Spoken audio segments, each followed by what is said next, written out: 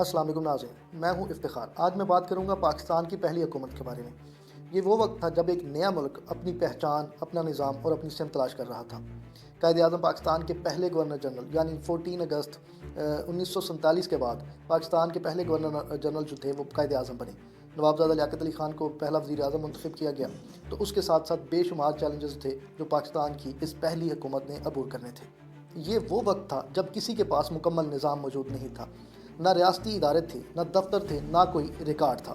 सारा कुछ खुले आसमान के नीचे ज़ीरो से स्टार्ट करना था। लेकिन कायद-ए-आज़म मोहम्मद अली जिन्ना ने हिम्मत नहीं हारी।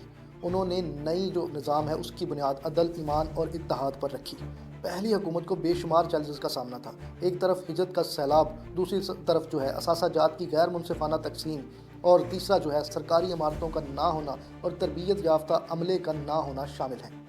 इसके बावजूद हुकूमत ने मुहाजिरीन की आबादकारी, सरकारी इमारतों की तामीर और रियासती अदारों के क़याम में दिन रात एक कर दिए। आज़ादी के अगले साल पाकिस्तान ने 1948 को अपना पहला बैंक जो है वो तामीर किया, यानी पाकिस्तान स्टेट बैंक। उसके साथ पाकिस्तान ने अपना बजट पेश किया।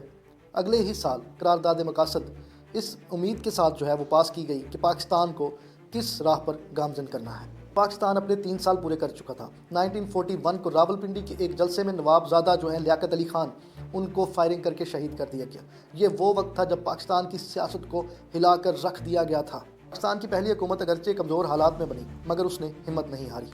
इस मुल्क की बुनियादें खिदमत, सच्चाई और कुर्बानी पर रखी गईं। आज अगर हम उन्हीं असूलों पर काम करें तो मुल्क दोबारा तरक्की की राह पर गामजन हो सकता है। उम्मीद वीडियो अच्छी लगी है तो चैनल को सब्सक्राइब और वीडियो को लाइक और कमेंट करना ना भूलिएगा। मिलते हैं अगली वीडियो में, तब तक के लिए मुझे दीजिए इजाज़त। अल्लाह की निगहबान।